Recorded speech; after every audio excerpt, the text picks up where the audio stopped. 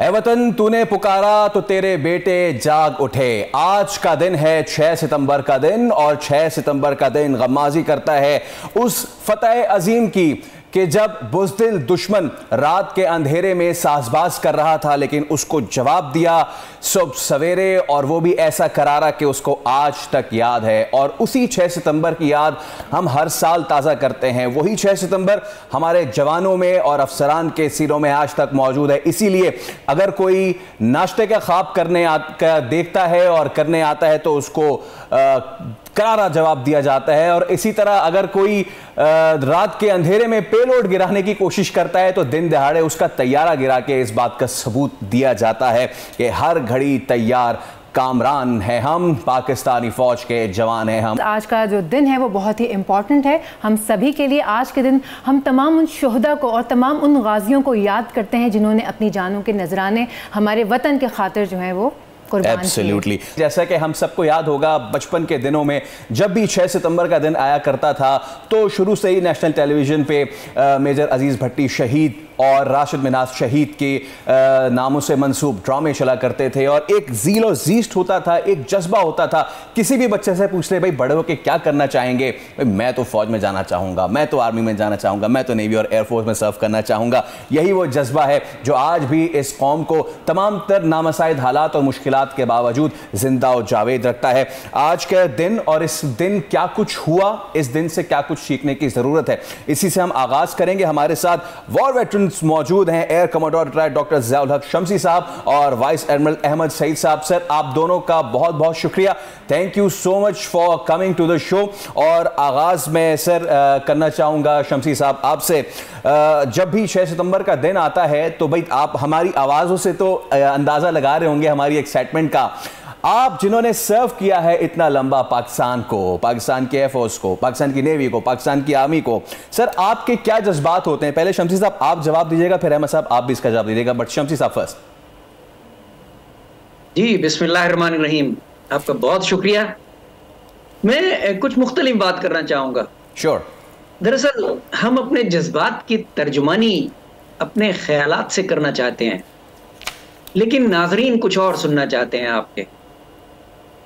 मैं आज एक मुख्तलिफ पर्सपेक्टिव पेश करूंगा आपको, जिससे आपको मेरे जज्बात की तर्जुमानी भी मिलेगी और नाजरीन शायद इस दिन के बारे में बेहतर महसूस कर सके। हमें सबसे पहले ये देखना है कि यौम दिफा हम मनाते क्यों हैं, इसका मकसद क्या है। इसके 3 मकसद हैं, बहुत क्लियर। नंबर 1, हम अपने शोहदा और गाजियों को खिराज तहसीन पेश करना चाहते हैं। नंबर 2, हम अपनी आने वाली नस्लों में इस दिन की अहमियत को उजागर करना चाहते हैं और बुजुर्गों की कुर्बानियों को उजागर करना चाहते हैं। हम उन्हें बार बार अपनी नस्लों को याद दिलाना चाहते हैं ये मुल्क किस तरह हासिल किया गया और किस तरह इसका दिफा किया गया। नंबर 3, बहुत अहम, दुश्मन को ये बावर कराना चाहते हैं कि हम एक जिंदा कौम हैं। बेशक आपका कद बड़ा है, आपका साइज बड़ा है, रकबे में आप बहुत बड़े हैं, आपकी आबादी बहुत बड़ी है, आपके पास पैसा बहुत ज़्यादा है, आपके पास आर्म्स इक्विपमेंट बहुत ज़्यादा है, 5 गुना आप बड़े हैं हमारी आर्मी से, नेवी से, एयरफोर्स से। लेकिन क्या हमने आपका वो मंसूबा खाक में नहीं मिला दिया जिसमें आप नाश्ते की बात कर रहे थे? आपने इंट्रो में भी वो मिसाल दी। आप चाय पीने आना चाह रहे थे तो क्या हमने आपको चाय पिला के वापस नहीं भेजा? ये चीजें हम अपनी नस्ल को बताना चाहते हैं, बार बार बताना चाहते हैं, ताकि दुश्मन को ये याद रहे कि 6 सितंबर को उसने जो प्रोग्राम बनाया था वो किस तरह खाक में मिला। क्योंकि हम इकबाल के शाहीन हैं।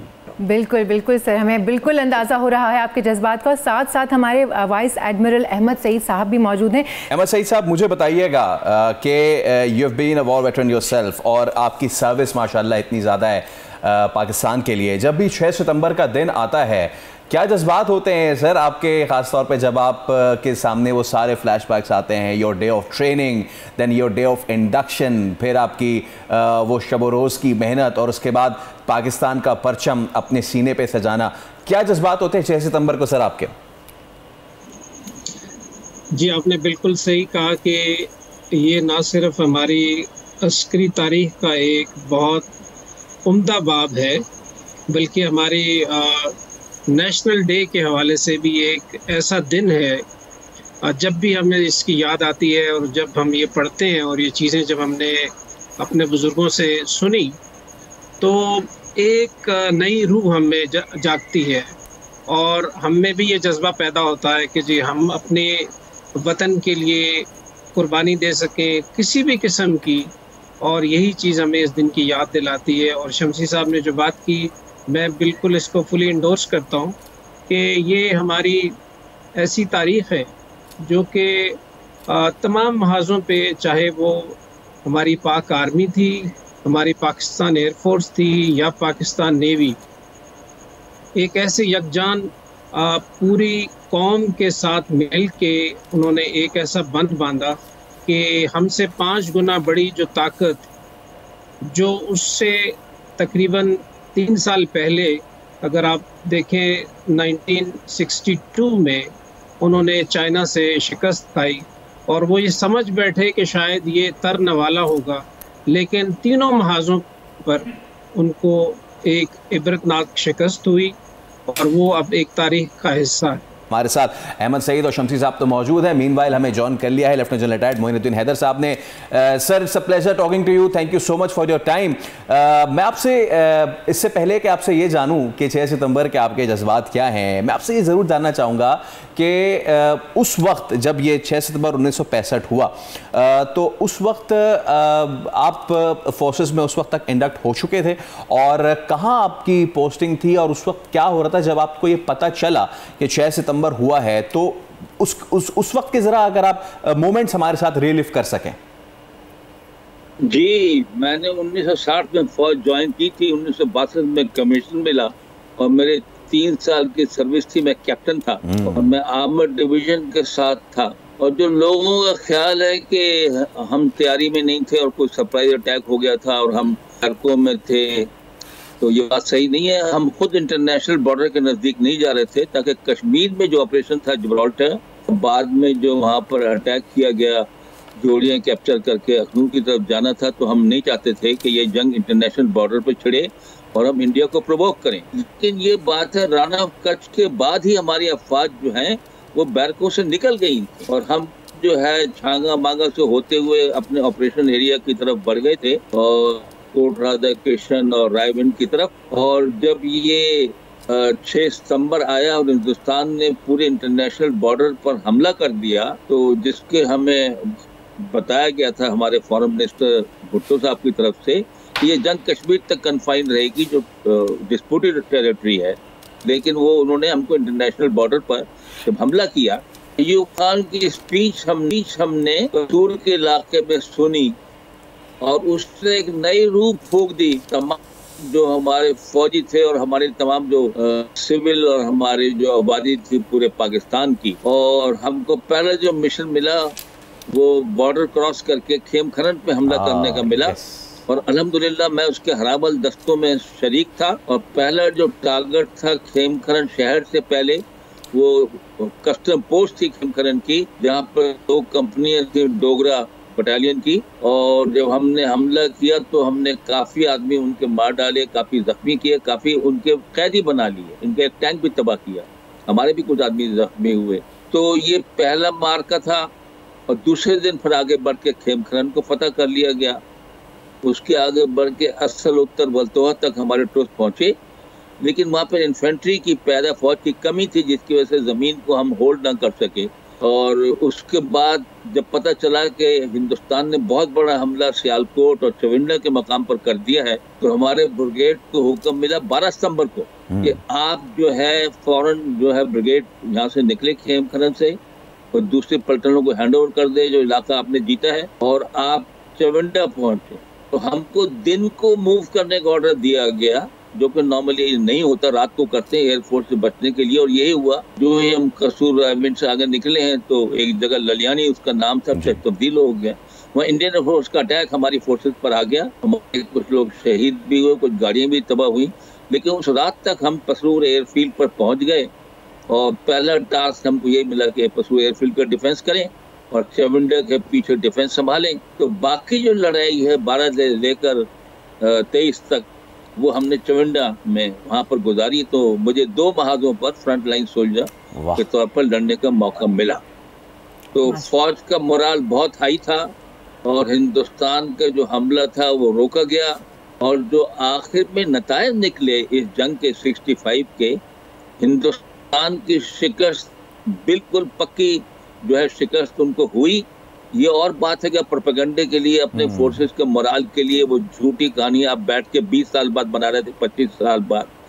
लेकिन फैक्ट ये है कि जब जंग खत्म हुई है, हिंदुस्तान अपने मकासद हल ना कर सका, अपने ऑब्जेक्टिव गेन ना कर सका। और दूसरी बात यह है कि जब जंग खत्म हुई है तो हमारा पास हिंदुस्तान का ज्यादा इलाका जीता हुआ था, ज्यादा जंगी कैदी थे, ज्यादा टैंक उनके तबाह किए गए थे, ज्यादा उनके हमारी एयरफोर्स ने उनके बहुत नुकसान पहुंचाया था, उनके एयरफोर्स के बहुत उनके जहाज जाए।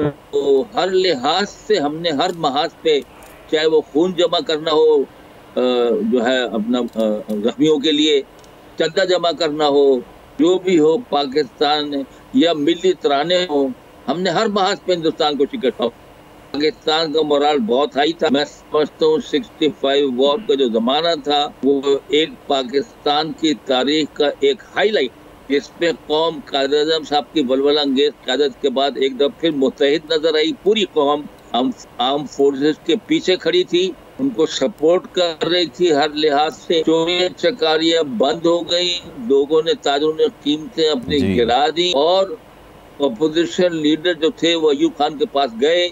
मुझे याद है फोटो निकली थी डॉन अखबार, मौदूदी साहब, नवाबजादा नसरुल्लाह, सारे अपोजिशन लीडर। उसने कहा हमारा कोई अपोजिशन नहीं है, हम टोटल आपके साथ हैं, हमारी टोटल सपोर्ट आपके साथ है। तो सारे पाकिस्तानी वक्त मुत्तहिद, ये बहुत बड़ी बात थी, ये जज्बात थे साहब। बिल्कुल। शमसी साहब, मैं आपसे पूछना चाहूँगी, 1965 में फ़ौज ने कमाल की परफॉर्मेंस दी, कमाल का कमाल ही कर दिया था। कौम के क्या जज्बात और एहसासात थे उस वक्त? जी, अभी जनरल साहब ने बड़ी खूबसूरती से तमाम हालात वाक़यात आपके सामने बयान किए और मज़ीद इसमें कुछ कहने को नहीं। लेकिन चूंकि आपने सवाल किया तो मैं आपको बताऊं कि पहली दफ़ा आज़ादी के बाद 1965 की जंग वो मौका था जब पाकिस्तानी अवाम कौम के तौर पे सामने आए, कौम के तौर पे उन्होंने मुकाबला किया हर महाज पे, और इस दिल जमाई के साथ कि आप उसका तसव्वुर नहीं कर सकते। आप शोरा कराम को ले लें जी, उनका कलाम आज भी आपके सामने। आप जो हैं हमारे जितने भी सिंगर्स थे, मैडम नूरजहां के तराने, ये पुत्र हटाते नहीं बिकते। आई मीन आज भी जब ये तराना चलता है तो आंखों से आंसू बहने लगते हैं। इसी तरह नसीम बानो का बहुत खूबसूरत थाम लिया होगा रसूल पाक ने। आई मीन आप मैं किस की मिसाल दूं आपको, किन किन तरानों की कि वो आज 54-50 कितने आई थिंक तकरीबन 60 साल बाद भी आंखों में आंसू आ जाते हैं और जज्बात भड़क उठते हैं, isn't it? और दिल चाहता है कि जी फौरन जाएं और जहाज को स्टार्ट करें और बस चल पड़े, ठीक है ना। इसी तरह आपके बिजनेसमैन, बिजनेस कम्युनिटी बहुत ही ज़बरदस्त लोगों के जो उस वक्त जज्बात थे वो हम तक जब पहुँचे हैं ड्रामों की सूरत में, तो मुझे एक सीन याद है कि लाहौर के जो अवाम थे ना वो BRB कैनाल की तरफ निकल गए थे डंडे भाले लेके। इस पे हम ज़रा अहमद सईद साहब से ज़रूर बात करेंगे, लेकिन एक मुख्तसर से वक्फे के बाद हमारे साथ रहिए। सब्सक्राइब करें और बेल दबाएं ताकि कोई खबर रह न जाए।